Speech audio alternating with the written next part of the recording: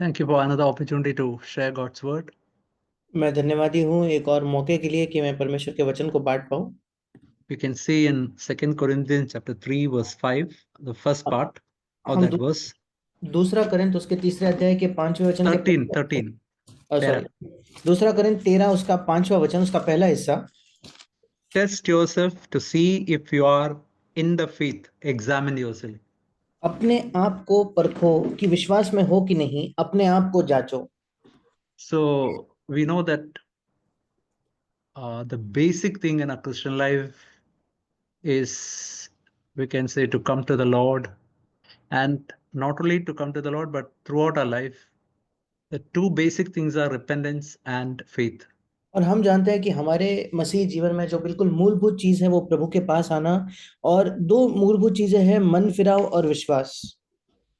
So it's something like like a husband and a wife. They should not be separated.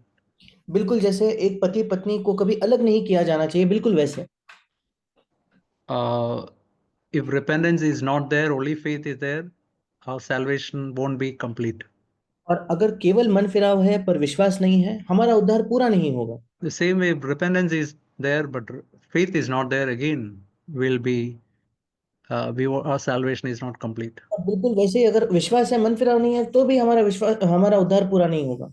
So first of all, I want to tell what is not faith. सबसे पहले मैं आपको बताना चाहता हूँ कि क्या विश्वास क्या नहीं है।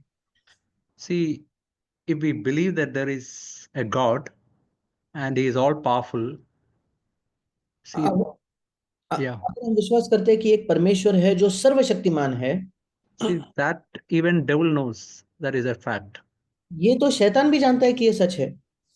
He knows that there is a God. He also knows that he is all powerful.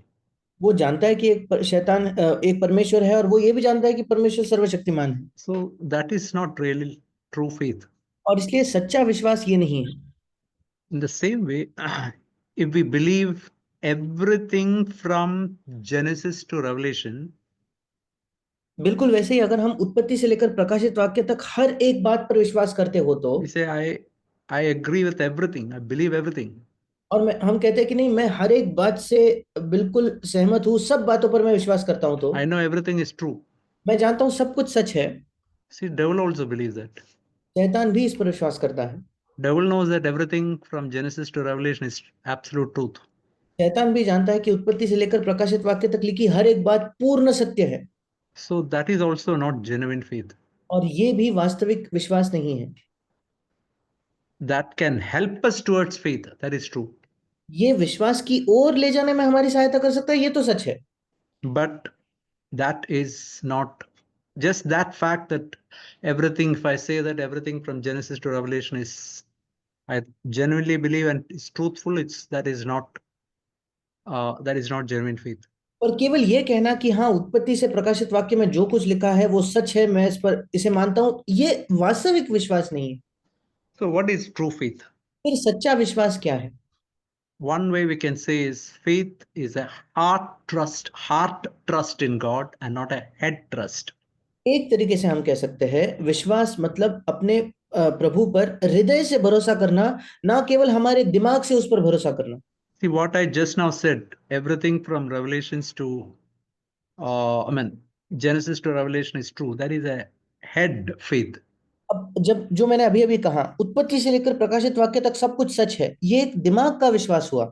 But the question is whether we have got heart trust in regarding everything that is written in God. अब सवाल ये है, क्या हमारे हृदय में भरोसा है क्या? जो भी लिखा है परमेश्वर के संबंध में, उसके बारे में हमारे हृदय में उस पर भरोसा है क्या? As is written in Romans 10, with the heart man uh, believes in God. जैसे रोमियो 10 में भी लिखा है कि अपने हृदय से कोई व्यक्ति प्रभु पर विश्वास करता है। So that is one part of faith. ये विश्वास का एक हिस्सा है। We can also say faith is to be connected to God. उसी के साथ साथ हम कह सकते हैं विश्वास ये है कि परमेश्वर के साथ जुड़ा हुआ होना। We can say the best example of faith is John chapter 15. हम कह सकते हैं कि विश्वास का सर्वश्रेष्ठ उदाहरण यूहन्ना उसका 15 अध्याय है। As is written in verse 3, abide in me, as the branch cannot bear fruit of itself unless it abides in the vine, so neither can you unless you abide in me. Verse 4, 15:4. और 15 उसका तीसरा और चौथा वचन, कि तुम मुझ में बने रहो और मैं तुम में, जैसे डाली यदि दाखलता में बनी न रहे तो अपने आप से नहीं फल सकती, वैसे ही तुम भी यदि मुझ में बने न रहो तो नहीं फल सकते। Verse 5, I am the vine, you are the branches. He who abides in me and I in him bears much fruit. Apart from me, you can do nothing. पांचवा वचन, मैं दाखलता हूँ तुम डालियां हो, जो मुझ में बना रहता है और मैं उसमें, वो बहुत फल फलता है, क्योंकि मुझसे अलग होकर तुम कुछ भी नहीं कर सकते। See, we can say faith is to cling to God or to lean on God, just like a branch is helplessly leaning on a tree. और विश्वास इसलिए हम कह सकते हैं परमेश्वर को जकड़ा हुआ होना है, परमेश्वर पर निर्भर होना है, बिल्कुल जैसे एक डाली जो है असहाय होकर उस पेड़ में वो बनी रहती है और उस पर निर्भर होती है। So, what happens when that branch is all the time remaining in that tree? Just think of a mango branch remaining in a mango tree. अब सोच कर देखिए क्या होगा अगर एक जो डाली है वो निरंतर उस पेड़ में बनी रहे। सोच कर देखिए एक आम की डाली आम के पेड़ में बनी रहे तो The sap of the tree enters into the branch, making it fruitful. उस पेड़ का जो भी पोषण है वो उस डाली में बहेगा और उसको फलवंत बनाएगा। Sap is a picture of Holy Spirit. Holy Spirit flows into our life. और पेड़ का जो पोषण है वो पवित्र आत्मा का चित्र है। पवित्र आत्मा हमारे जीवन में बहता है, It brings life to us. वो हमारे जीवन में ज्योति लाता है And life brings fruit in our life. और वो जो जीवन है वो हमारे जीवन में फल लाता है। So we can also see a picture in Romans 11. हम एक और चित्र देख सकते हैं रोमियो उसके 11वें अध्याय में। Romans 11 and verse 17. रोमियो 11 उसका 17 वचन। So it's written before that.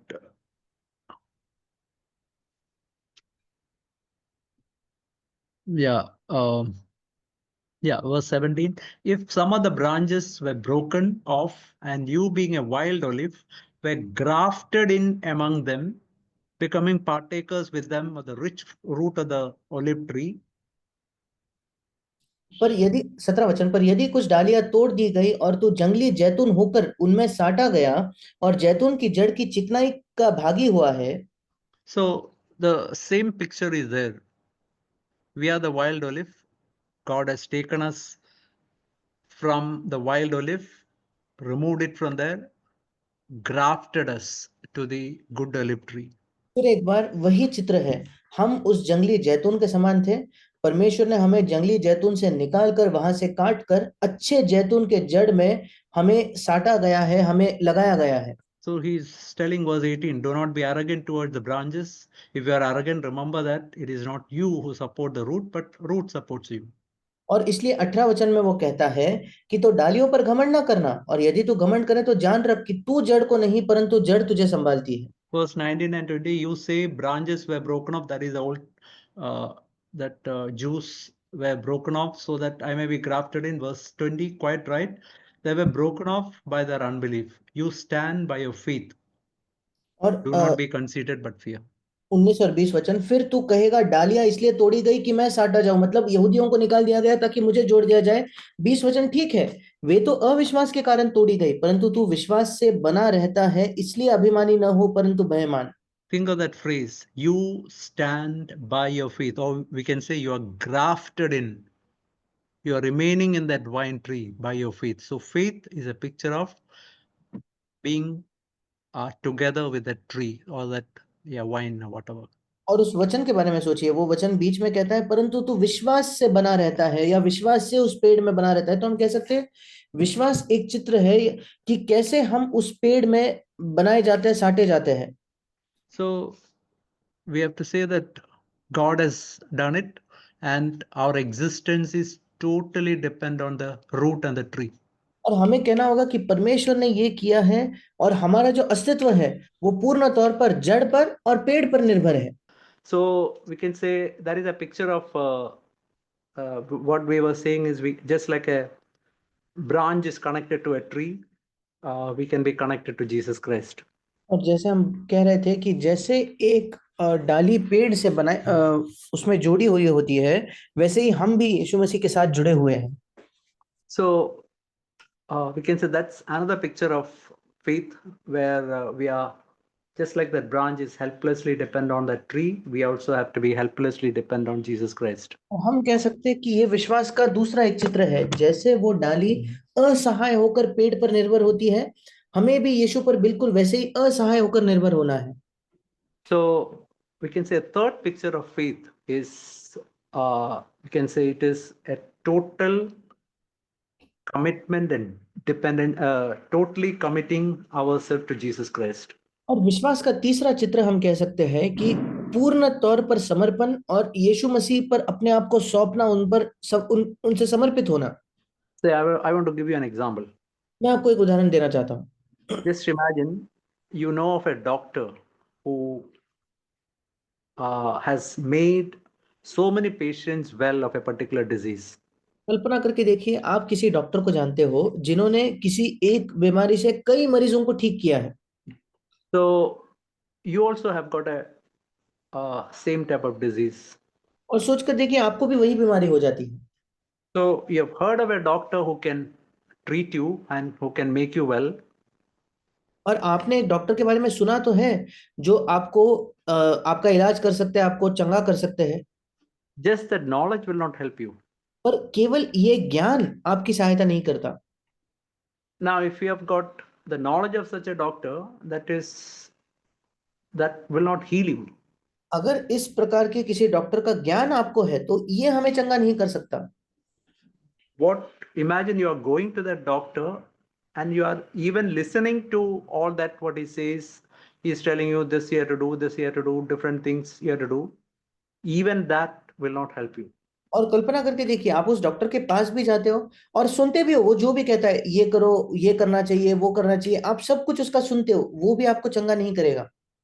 But if you commit yourself totally to the doctor and say, whatever you say, I will obey that 100%.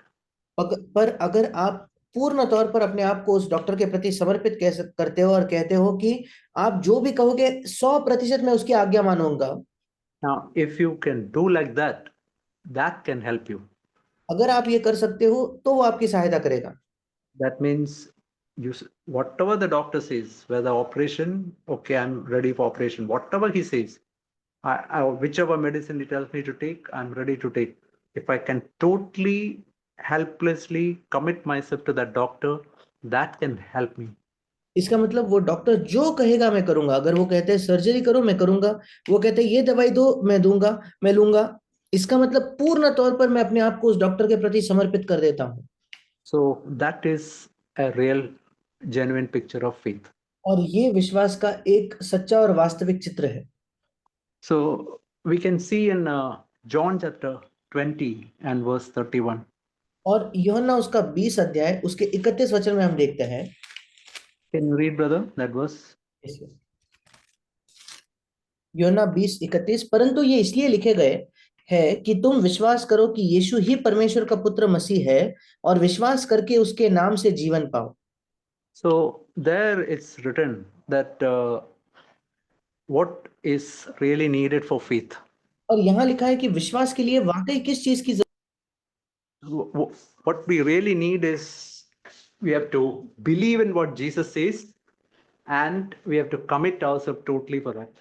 जो जरूरत हमें है वो ये है कि जो यीशु कहता है उसमें विश्वास करना और पूर्ण तौर पर उस पर प्रति समर्पित होना। So we can see here that it's written, believe in what Jesus said, and you have to commit yourself totally to that. Just like what we said of that doctor, we have to commit ourselves totally to what the doctor says. और यहाँ भी हम वही पढ़ते हैं कि पहले हमें यीशु पर विश्वास करना है, और जैसे उस डॉक्टर के उदाहरण में देखा, वैसे ही हमें जो भी यीशु कहता है उसके प्रति पूर्ण तौर पर समर्पित होना है। Then he'll be able to heal us. फिर वो हमें चंगा कर पाएगा। So we can see that John has written the entire gospel with that as a background. This is the intention with which John has written the entire gospel. और हम देखते हैं कि यूहन्ना ने इस पृष्ठभूमि के साथ, इस संदर्भ के साथ, इस मकसद से अपना पूरा सुसमाचार लिखा है। So he has written so that whoever reads it will believe, and because of that faith, life will come to that person. और यूहन्ना ने अपना सुसमाचार इसलिए लिखा है ताकि जो कोई पढ़े वो विश्वास करे और उस विश्वास की वजह से जीवन उस व्यक्ति में आ जाए। Just like what we said, believe is to be connected to Jesus Christ. And when we are connected, just like a branch is connected to a tree, what happens? The sap flows to that branch, making it fruitful. Just like that, we are fruitful as the life comes into us. बिल्कुल जैसे हमने कहा, विश्वास का चित्र है एक पेड़ के समान, एक डाली के समान पेड़ से जुड़ा हुआ होना। और जब उस डाली के समान हम यीशु से जुड़े हुए होते हैं, बिल्कुल जैसे पेड़ से पोषण बहता है, यीशु से जीवन बहकर हम में आएगा। So we can see that in the entire book of John, this is the reason why he's writing different things. और हम यूहन्ना के पूरे सुसमाचार में देखते हैं यही कारण से वो अलग-अलग बातें लिखता है। We can say, right, take for example what John is telling about in John chapter 2 about wedding in Cana. उदाहरण के तौर पर यूहन्ना उसके दूसरे अध्याय में देखिए कि काना के उस विवाह के बारे में यूहन्ना क्या कहता है। So we can see that there in the marriage in Cana. और वहां जो काना का विवाह था, so there we can see that he's John is telling there that they came to a situation where there is no wine at all. और वे ऐसे एक परिस्थिति में आ गए जहां उनके पास कोई दाख मधु न बचा। So we can see that in John chapter 2. और यूहन्ना उसके दूसरे अध्याय में हम देखते हैं Jesus went to that marriage with his disciples and also his mother. और यीशु वहां अपने शिष्यों और अपने माता के साथ उस विवाह में गया, पहला वचन। And we can see in verse 3, the wine gave out, and the mother of Jesus said to him, they have no wine. तीसरे वचन में हम देखते हैं कि जब दाखरस घट गया या खत्म हो गया तो यीशु के माता ने उससे कहा कि उनके पास दाखरस नहीं रहा। So we can say the first thing that we have to say is, Lord, I don't have wine. That means, Lord, my condition is like this. I'm not having wine in my Christian life. और हम कह सकते हैं कि हम पहली चीज जो हम प्रभु से कह सकते हैं वो ये है कि प्रभु मेरा दाख रस खत्म हो चुका है, मेरे मसीह जीवन में दाख मधु नहीं है प्रभु। Say for example, in our personal life, Lord, I don't have wine, or in my family life, I don't have wine. Honest acceptance of our condition. उदाहरण के तौर पर प्रभु से कहना, प्रभु मेरे व्यक्तिगत जीवन में कोई दाखरस नहीं है, मेरे पारिवारिक जीवन में कोई दाखरस नहीं है, ईमानदारी से अपने परिस्थिति को मान लेना। So there, when they said that, Jesus said to her, we can see in verse 5, mother said to the servants, whatever he says to you, do it.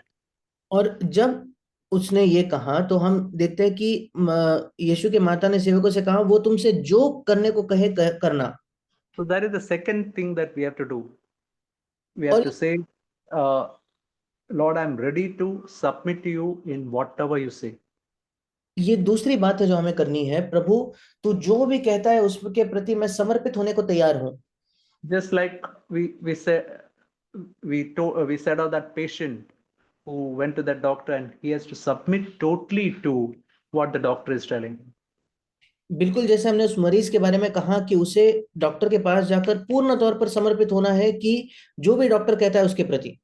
And Jesus told to fill those 6 water pots with water, which each one of them containing 20 to 30 gallons of water. और यीशु ने कहा कि वो 6 के 6 जो पानी के मटके उन्हें पानी से पूर्ण तौर पर भर दिया जाए, और हर में 20 से 30 गैलन पानी होता था। And we can see in verse 7, fill the water pots with water, and we can see that they filled it up to the brim. और 7वें वचन में हम देखते हैं कि मटकों को उन्होंने पानी मुंह भर दिया। They submitted to what Jesus said totally. जो भी यीशु ने कहा उसके प्रति पूर्ण तौर पर वे समर्पित हुए। What happened? और क्या हुआ?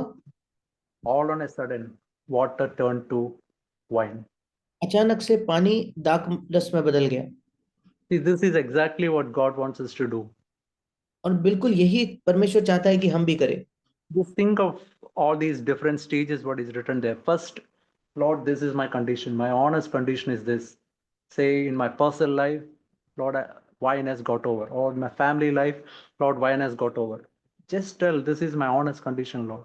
और सोच कर देखिए कि आप प्रभु के पास जाकर बिल्कुल ईमानदारी से कहते हो, प्रभु मेरी अवस्था ये है, मेरे व्यक्तिगत जीवन में दाखरस खत्म हो चुका है, मेरे पारिवारिक जीवन में दाखरस खत्म हो चुका है, ये मेरी आज की व्यक्तिगत हकीकत है। When uh, when the honest fact we tell to the Lord, next step is whatever you say, Lord, I'm ready to submit to you. जब ईमानदारी से हम सत्य को प्रभु को कहते हैं, अगला कदम यह है कहना कि प्रभु तू जो भी कहे मैं उसके प्रति समर्पित हो जाऊंगा। So when we really submit ourselves like that, but just like they fill those water pots with water to the brim full, Jesus did the most amazing thing. He turned water into wine. जब हम वाकई वैसे समर्पित हो जाते हैं जैसे उन लोगों ने पानी को, उस पानी के मटके को मुंह मुंह भर दिया, उसके बाद यीशु ने अद्भुत चीज की, उसने पानी को दाखरस में बदल दिया। See, we can see that they came to the end of their situation. They raised up their hand and said, "We are not able to do anything." हम देखते हैं कि उस परिस्थिति के बिल्कुल अंत में वे आ पहुंचे, उन्होंने अपने हाथ खड़े कर दिए और कह दिया कि हम इसके आगे कुछ नहीं कर सकते। We have heard in the church, Lord, I've reached the 0 point. Now I cannot do anything. You do the amazing work. हमने भी कई समय सुना है कि जब हम उस शून्य के स्थान पर आ जाते हैं जहां हम हाथ खड़े करके प्रभु से कहते हैं, प्रभु मैं कुछ नहीं कर सकता, मेरे सीमा से बाहर है, तू अभी अद्भुत काम कर। We can say when we really say that, Jesus will turn our situation completely. हम कह सकते हैं कि जब हम वाकई में ये कह पाएंगे, यीशु हमारे परिस्थिति को पूर्ण तौर पर बदल पाएगा। I can honestly say in many of my situations, I tried, and I failed completely. मैं ईमानदारी से कह सकता हूँ, मेरे जीवन के कई परिस्थितियों में मैंने कोशिश की और बुरी तरीके से मैं असफल रहा। I really raised my hand and said, Lord, I cannot do it. जब वाकई अपने हाथों को उठाकर मैंने कहा, प्रभु मैं कुछ नहीं कर सकता, Then Jesus did that most amazing thing. He changed my life. तब यीशु ने वो सबसे अद्भुत चीज की जिसने मेरे जीवन को बदल दिया। So that is a very good picture of faith. और ये एक विश्वास का बहुत ही अद्भुत चित्र है। We can say that in John there are many such pictures. और हम कह सकते हैं यूहन्ना में ऐसे कई चित्र हैं। We can also see in chapter 6 a situation where Jesus multiplied the loaves and 5,000 were fed. और यूहन्ना उसके छठे अध्याय में हम देख सकते हैं कि कैसे वो जो रोटियां थी उनको यीशु मसीह ने बढ़ाकर कई 5,000 लोगों ने खाना खाया। We can say there also they came to a situation where uh, they had to be fed. So many people have to be fed, and they have got hardly 5 loaves and 2 fishes. हम कह सकते हैं वहां भी बिल्कुल ऐसी ही एक परिस्थिति है कि कई लोगों को खाना खिलाने की आवश्यकता है और उनके पास केवल 5 ही रोटियां है। Whatever they gave, they honestly submitted to Jesus Christ and said, "This is what we have got." जो भी उनके पास था ईमानदारी से उन्होंने यीशु को देकर कहा, प्रभु यही सब हमारे पास है। And then Jesus multiplied and he changed the whole situation. और यीशु ने उस चीज को बढ़ाकर उसने संपूर्ण परिस्थिति को ही बदल दिया। Yeah, whatever we have got, Lord, I submit totally to you. Then Jesus can do the most amazing thing. जो भी मेरे पास है मैं पूर्ण तौर पर तुझे समर्पित करता हूँ, फिर यीशु सबसे अद्भुत चीज कर सकता है। You know what we can see in the book of John is he has taken some 7 or 8 incidents from the life of Jesus. And in each of these situations, there was no solution, humanly speaking. और यूहन्ना के सुसमाचार में हम देखते हैं कि यीशु के जीवन से 7 या 8 घटनाएं यूहन्ना लेकर हर एक घटना में हम देखते हैं कोई वहां हल था ही नहीं। All on a sudden, Jesus came to that picture and he solved the problem completely. अचानक से वहां यीशु मसीह आता है और उस समस्या का पूर्ण हल कर देता है।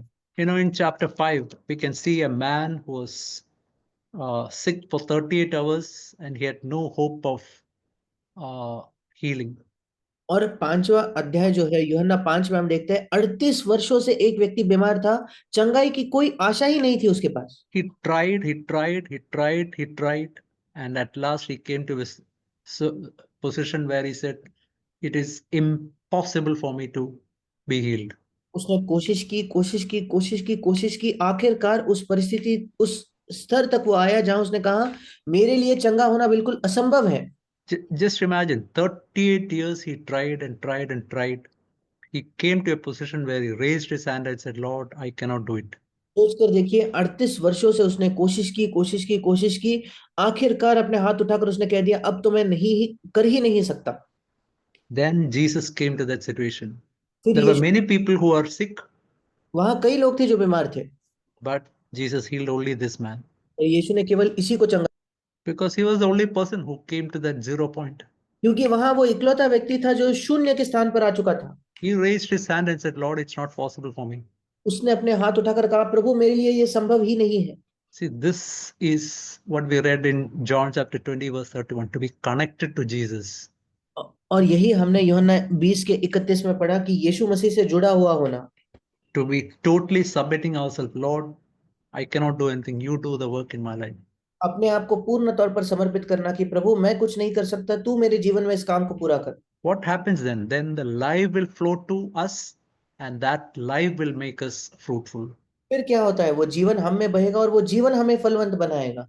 Just think of, we know that Lazarus incident also. और सोचकर देखिए, हम उस लाजरस की कहानी को भी जानते हैं। John chapter 11. यूहन्ना उसका 11वां अध्याय। When Lazarus was sick, Jesus was quite miles apart. He was quite many kilometers away, जब लाजर बीमार था तो यीशु कई मीलों दूर था वहां से, and he waited there. God told him, "Don't go now." He waited there for few more days. और यीशु वहीं ठहरे रहा, पर परमेश्वर ने उससे कहा कि कुछ दिन यहीं रुक, और वो वहीं रुक गया। And when Lazarus is dead, he started coming towards their house. और जब लाजर मर चुका था तब वो उनके उसके घर के पास आने के लिए यीशु निकला। You know, first Martha came to Jesus. सबसे पहले मार्था यीशु के पास आई। We can see that in chapter 11, verse 21. Martha therefore said to Jesus, "Lord, if you had been there, my brother would not have died." और Martha 11:21 में, यूहन्ना 11:21 में कहते हैं कि हे प्रभु, यदि तू यहाँ होता तो मेरा भाई कदापि न मरता। Even now, I know that whatever you ask of God, God will give it you. और अब भी मैं जानती हूँ कि जो कुछ तू परमेश्वर से मांगेगा परमेश्वर तुझे देगा। We can see in verse 23, Jesus said to her, "Your brother shall rise again." और 23 वचन में हम देखते हैं कि यीशु ने उससे कहा, तेरा भाई फिर जी उठेगा। Verse 24, Martha said to him, "I know that he will rise again in the resurrection on the last day." 24 वचन में मार्था ने उससे कहा, मैं जानती हूँ कि अंतिम दिन में पुनरुत्थान के समय वो जी उठेगा। And he said, Jesus said, "I am the resurrection and life. He who believes in me shall live even if he dies." यीशु ने उससे कहा, पुनरुत्थान और जीवन मैं ही हूँ, जो कोई मुझ पर विश्वास करता है वो यदि मर भी जाए तो भी जिएगा।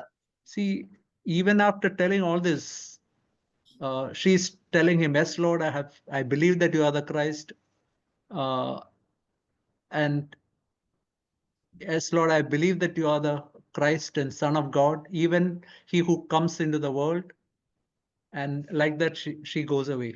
और ये सब कहने के बाद भी वो यीशु से कहती है, हाँ हे प्रभु, मैं विश्वास करती हूँ कि परमेश्वर का पुत्र मसीह जो जगत में आने वाला था वो तू ही है। ये कहकर वो चली गई। But then she went and told Mary, and when Mary came, और फिर वो जाकर मरियम से उसने कहा, और मरियम जब आई, you can see that in verse 30. Now Jesus had not yet come into the village, but was still in the place where Martha met him. और 30 वचन कहता है, यीशु अभी गांव में नहीं पहुंचा था, परंतु उसी स्थान में था जहां मार्था ने उससे उससे भी। Just think of that one sentence written there. Martha came, she said many things, but she was not having genuine faith. और सोच कर देखिए, मार्था आई एक जगह, उसने यीशु से कई चीजें कही, पर एक सच्चा वास्तविक विश्वास उसके अंदर नहीं था। Because of lack of faith, because lack of faith was lacking in her, Jesus remained where Martha met him. क्योंकि उसके अंदर विश्वास की कमी थी, इसलिए जहां वो थी, यीशु जहां था उसी स्थान पर रुक गया क्योंकि उसके अंदर विश्वास की कमी थी। But when Mary came, पर जब मरियम आई, verse 32, we can see she fell at his feet and she said, if he had been there, my brother would not have died. 32 वचन में हम देखते हैं कि वो यीशु के पांव पर गिर पड़ी और कहा, हे प्रभु, यदि तू यहाँ होता तो मेरा भाई न मरता। See, we can see quite a difference in Mary's attitude. और मरियम के रवैये में हम एक बिल्कुल ही एक अलग चीज देखते हैं। She fell down at Jesus' feet. It's a picture of total submission. Lord, you are able to do anything what you can do. वो यीशु के पैरों पर गिर पड़ी और कह रही थी, हे प्रभु, तू कुछ भी कर सकता है। And that moved, we can see in verse 33, he was deeply moved in the spirit and he was troubled. और 33 वचन में हम देखते हैं कि इससे यीशु मसीह बहुत उसके आत्मा में व्याकुल हुआ, और लिखा है कि आत्मा में बहुत ही उदास और व्याकुल हुआ। We can see Jesus wept. और हम देखते हैं यीशु रोया। And then he came to the place tomb and we can see he told them, remove the stone. And और फिर वो उस कब्र के पास आया और हम देखते हैं उसने कहा, पत्थर को हटाओ। he raised Lazarus from death. और उसने लाजरस को मरे हुए में से जिलाया। So there also we can see that when faith was present, when that total submission was present, Jesus was moved and he came and he totally he totally changed the whole situation. वहां भी हम देखते हैं जब विश्वास उपस्थित था, जब पूर्ण समर्पण उपस्थित था, तो यीशु मसीह ने आकर उस पूरे परिस्थिति को ही पलट दिया, सब चीजों को बदल दिया। So that is what we also have to learn from these incidents. और इन सब घटनाओं से हमें भी यही सीखना है। Lord, I want to come to a place where, Lord, I cannot do it and raise my hand. Lord, you do it in my life. प्रभु, मैं एक ऐसे जगह आना चाहता हूँ, ऐसे स्थान पर आना चाहता हूँ जहां मैं अपने हाथों को उठाकर कहता हूँ, मैं नहीं कर पाता, प्रभु तू ही कर पाएगा। And when we really submit ourselves totally to Him, He can do the most amazing thing. और जब हम वाकई सब कुछ उसके हाथों में समर्पित करते हैं, वो सबसे अद्भुत चीज को कर पाएगा। I want to say one more thing. We can see in Habakkuk chapter 2. मैं एक और चीज हम देखते हैं हबक्कुक उसके दूसरे अध्याय में। Uh,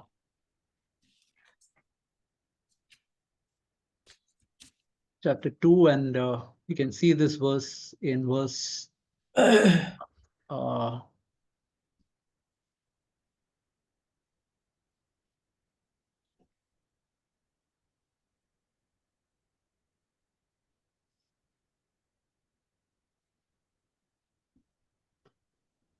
verse 4.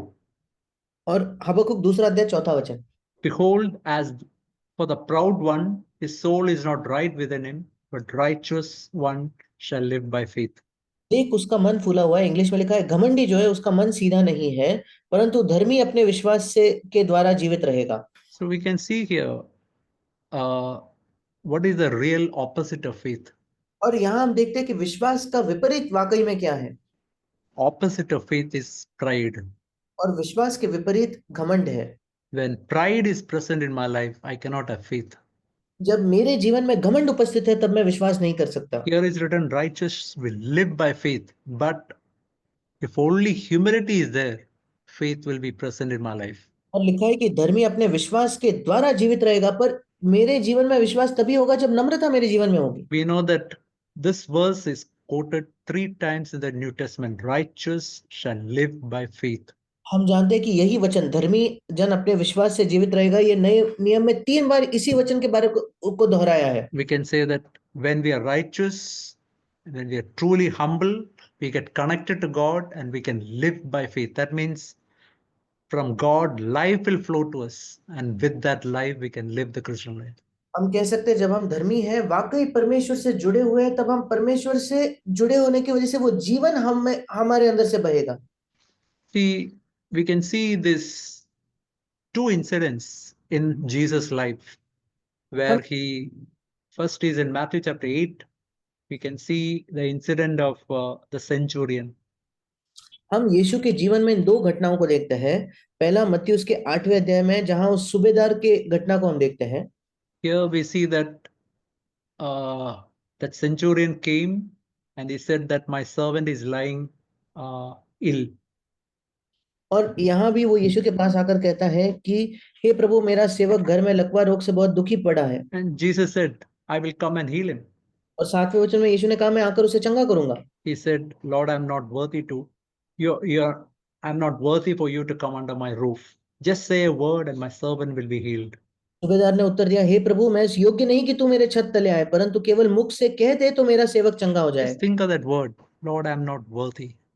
इस वचन के बारे में सोचिए, वो कहता है, प्रभु, मैं इस योग्य नहीं। And when he really humbled himself, he also said along with that, I am also a man under authority. जब उसने वाकई अपने आप को नम्र किया, उसके साथ साथ उसने ये भी कहा कि मैं पराधीन मनुष्य हूँ, अधिकार के अधीन व्यक्ति हूँ। We can see here two real signs of genuine humility. और सच्चे नम्रता के दो वास्तविक चिन्ह यहाँ हम देख पाते हैं। Lord, I'm not worthy.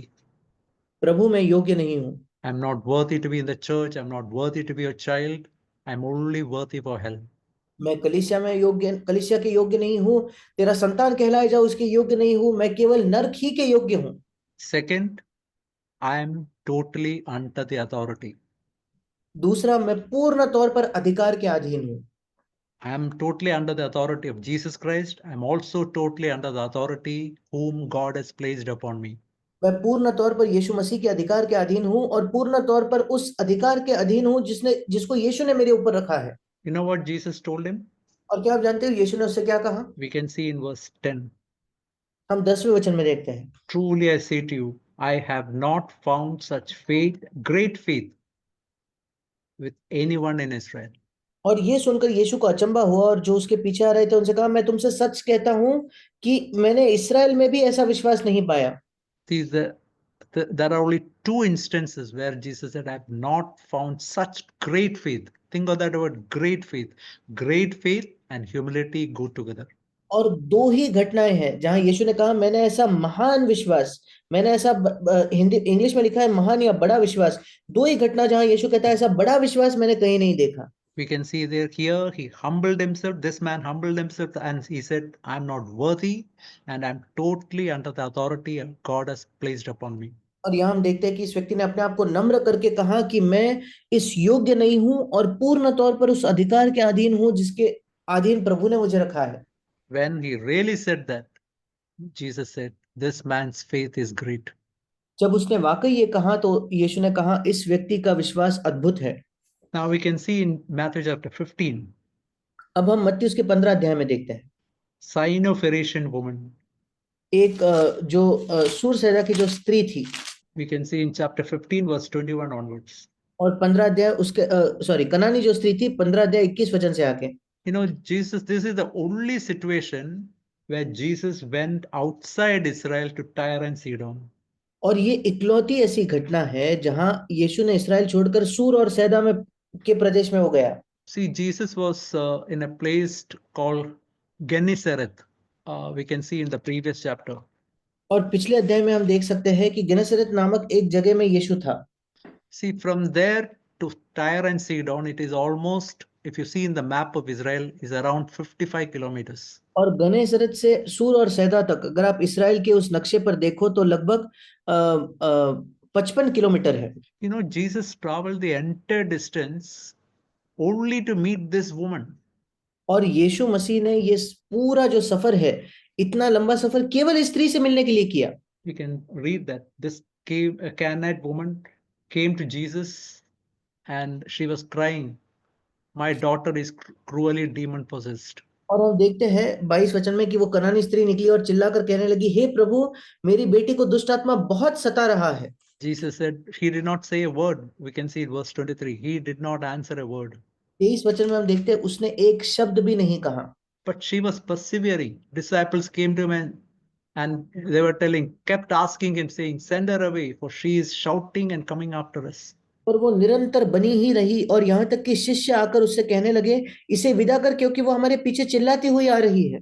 And verse 24, Jesus said this, I was sent only to the lost sheep of the house of Israel. और 24 वचन में यीशु ने उत्तर दिया, इसराइल के घराने की खोई हुई भेड़ों को छोड़ मैं किसी और के पास नहीं भेजा गया। Then the question is, why he came to Tyre and Sidon then? फिर सवाल यह आता है कि वो सूर और सैदा में आया क्यों? He actually came only for this woman, but Jesus was testing her. वाकई में तो यीशु केवल इसी स्त्री के लिए आया था, पर वो उस स्त्री को परख रहा था। Now see what Jesus said. It is not good, verse 26, to take the children's bread and throw it to dogs. और देखिए यीशु क्या कहता है। यीशु कहता है लड़कों की रोटी लेकर कुत्तों के आगे डालना अच्छा नहीं। It was literally Jesus calling her a dog. और वाकई में यीशु मानो उसे कुत्ता कह रहा है। You know what she replied? तो आप जानते हैं उसने क्या उत्तर दिया? Lord, I'm like a dog only. और उसने कहा हाँ प्रभु, मैं कुत्ते ही के समान हूँ। Even dogs feed on the crumbs which fall from the master's table. और वो कहती है हे प्रभु, पर कुत्ते भी वो चूर चार खाते हैं जो उनके स्वामियों की मेज से गिरते हैं। This, then we can see this, all that Jesus was telling was only a test to see whether she has got genuine humility. और फिर हम देखते हैं कि जो भी यीशु ने कहा वो एक परीक्षा थी, ये देखने के लिए कि उसमें वाकई नम्रता है या नहीं। When she really said, Lord, I'm like a dog only, जब उसने कहा कि हाँ प्रभु, मैं वाकई एक कुत्ते ही के समान हूँ। we can see verse 28, Jesus said, oh woman, your faith is great. 28 Be it वचन done to you as you wish. 28 वचन में हम देखते हैं यीशु ने उसको उत्तर दिया, हे स्त्री, तेरा विश्वास बड़ा है, जैसा तू चाहती है तेरे लिए वैसा ही हो। At once, her daughter was healed. और उसकी बेटी उसी घड़ी से चंगी हो गई। Just think of that incident. We can see that Jesus was testing. Actually, Jesus went only for her, and he was testing her to see whether she has got genuine humility. और सोचकर देखिए, इस घटना में यीशु गया तो वाकई केवल उसी के लिए था, पर उसकी सच्ची नम्रता को वो परख रहा था। And I believe that Jesus is also testing whether we have got genuine humility. If genuine humility is there, faith will also be present there. और यीशु, मैं विश्वास करता हूँ यीशु हमें भी परखता है कि सच्ची नम्रता है या नहीं। अगर सच्ची नम्रता है तो विश्वास जरूर होगा। I just want to show you this verse in uh, 1 Peter chapter 5, मैं आपको इस वचन को दिखाना चाहता हूँ, पहला पत्रस verse उसका 5वां अध्याय 5 and verse 6 and 7. और उसका 6वां और 7वां वचन। Humble yourself under the mighty hand of God that he may exalt you at proper time. इसलिए परमेश्वर के बलवंत हाथ के नीचे अब दीनता से रहो, या अपने आप को नम्र करो, इंग्लिश में लिखा है, जिससे वह तुम्हें उचित समय पर बढ़ाए। Mighty hand of God is a different situation that come across our life. और परमेश्वर के बलवंत हाथ वो भिन्न भिन्न परिस्थितियां हैं जो हमारे जीवन में आती है। If we rebel against that, we'll only hurt ourselves. अगर उसके खिलाफ हम बलवा करेंगे तब हम केवल अपने आप को चोट ही पहुंचाएंगे। Maybe a boss that God sent across our life, maybe some difficult situation God sent across our life. शायद कोई बॉस होगा जिसको प्रभु ने हमारे परिस्थिति में, हमारे जीवन में भेजा, कोई कठिन परिस्थिति जो प्रभु ने हमारे जीवन में भेजी। And if we humble ourselves under that situation, and Lord, I'm not resisting you, but I just humble myself. और अगर हम अपने आप को उस परिस्थिति में नम्र करें, प्रभु मैं तेरा विरोध नहीं कर रहा प्रभु, मैं केवल अपने आप को नम्र करना चाहता हूँ। You know, if you see this verse, there is no full stop there. There's a comma, and then it says, casting all your anxiety upon him because he cares for you. और इस वचन में अगर आप देखो तो वहां पूर्ण विराम नहीं है, अल्प विराम देकर लिखा है कि अपनी सारी चिंता उसी पर डाल दो क्योंकि उसको तुम्हारा ध्यान है या परवाह है। So we can say that freedom from humility, I mean, freedom from, anxiety and humility go together. और हम दूसरे शब्दों में कह सकते हैं चिंता से छुटकारा और नम्रता, ये दोनों एक साथ जाते हैं। What is the reason why many times we are anxious? क्या कारण है कई बार हम चिंता करते हैं? The possible reason can be this: we are very, very proud. और एक संभव कारण ये है कि हम बहुत बहुत घमंडी हैं। Because humility and faith go together, we can say that humility and uh, freedom from anxiety go together. क्योंकि नम्रता और विश्वास एक साथ जाते हैं, और हम कह सकते हैं कि नम्रता और चिंता से स्वतंत्रता ये भी एक साथ होते हैं। I want to show you this verse and close. अंत में एक वचन मैं दिखाना चाहूंगा। Romans chapter 1 रोमियो की पत्री पहला अध्याय and verse 16 and 17. रोमियो 1 उसका 16 और 17। I am not ashamed of the gospel. It is the power of God for salvation to everyone who believes. क्योंकि मैं सुसमाचार से नहीं लजाता, इसलिए कि वह हर एक विश्वास करने वाले के लिए उद्धार के निमित्त परमेश्वर की सामर्थ है। This wonderful verse which says gospel is the power of God. ये बहुत अद्भुत वचन है जो कहता है सुसमाचार ये परमेश्वर की सामर्थ है। You know, gospel is the good news. It is a power in which works in my life, which brings me salvation from the power of sin. और हम जानते हैं कि सुसमाचार अच्छी खबर है, वो एक सामर्थ है जो मेरे जीवन में काम करके मेरे अंदर पाप से स्वतंत्रता मुझे स्वतंत्र करती है। And verse 17, in it, that is in the gospel, righteousness of God is revealed from faith to faith. 17 वचन, क्योंकि उसमें अर्थात सुसमाचार में परमेश्वर की धार्मिकता प्रकट होती है जो विश्वास से और विश्वास के लिए है। And as is written, righteous man shall live by faith. जैसा लिखा है, विश्वास से धर्मी जन जीवित रहेगा।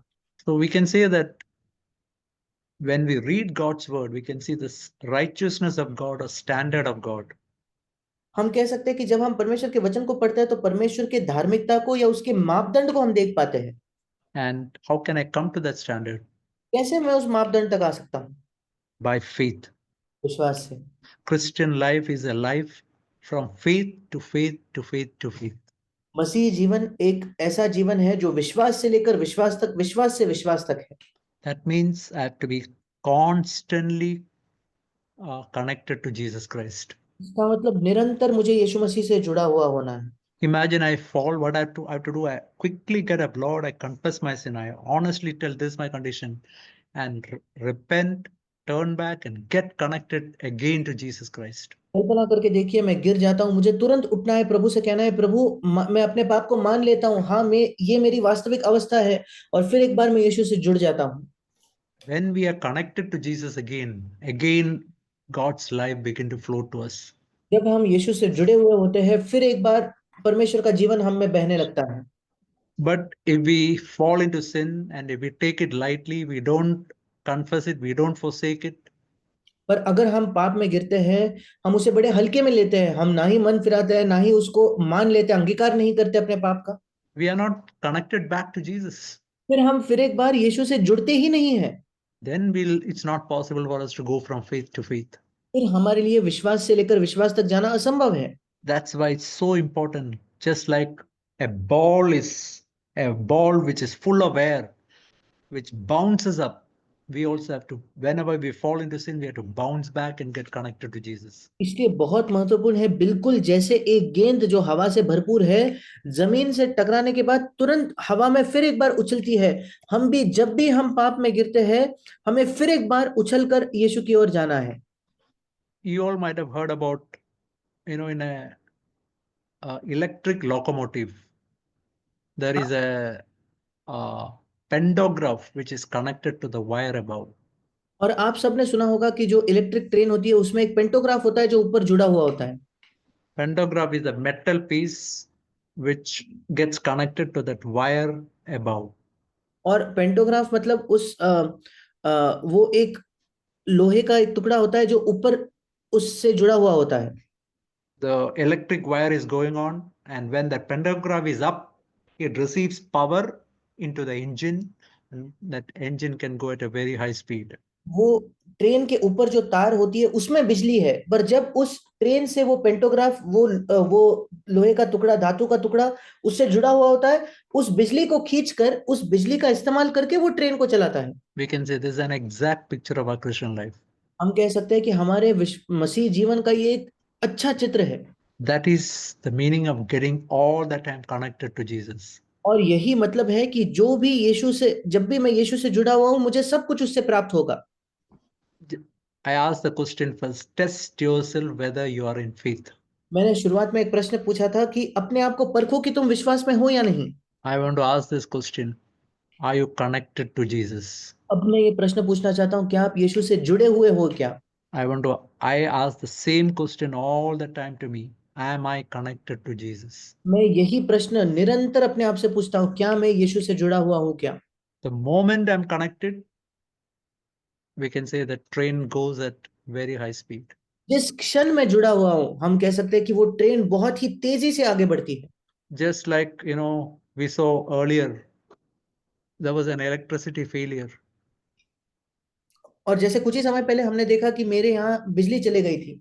When electricity failure is there, laptop cannot work, fridge cannot work, washing machine cannot work, nothing will work. जब बिजली चली जाती है, ना ही लैपटॉप काम करता है, ना ही वॉशिंग मशीन काम करती है, ना ही फ्रिज का कुछ भी काम नहीं करता। The moment we are connected back, we can say when the two wires are connected again, light flows into our life and into our house. और जिस समय बिजली आ जाती है, वो दो वायर जब जुड़ जाती है, वो ज्योति और वो बिजली हमें हमारे घर में बहती है। So if there is a power failure, when you want the power to come back, is it okay if it comes back after 7 days or 5 days or 2 days? और अब अगर आपके घर में बिजली चली जाए, तो आप क्या चाहते हो, बिजली कब वापस आए? क्या आपको चलेगा कि चलो 5 दिन बाद बिजली आए चलेगा, 3 दिन बाद चलेगा, 7 दिनों बाद बिजली आए तो भी ठीक है? We want it to come back as quick as possible. हम हमेशा चाहते हैं कि तुरंत जितना जल्दी संभव हो वो बिजली वापस आ जाए। I believe that is God's desire in our life. मैं विश्वास करता हूँ कि यही परमेश्वर के हमारे जीवन के लिए चाहत है। Get back connected to God immediately. तुरंत फिर एक बार परमेश्वर से जुड़ जाए। Tell Lord, I failed, but I want to be connected to you again. कहिए, प्रभु मैं असफल तो हुआ हूं, पर मैं फिर एक बार तुझसे जुड़ना चाहता हूँ। May let's really do that. और आइए वाकई में हम ये करें। That's what I desire in my life. और यही चाहत मैं अपने जीवन में रखता हूँ। Whenever I fall, Lord, I don't want to remain there. Quickly get back into connection with Jesus. जब भी मैं असफल होता हूँ, मैं वहीं नहीं पड़ा रहना चाहता, मैं तुरंत फिर एक बार यीशु के संपर्क में आना चाहता हूँ। May God help us. परमेश्वर हमारी सहायता करें।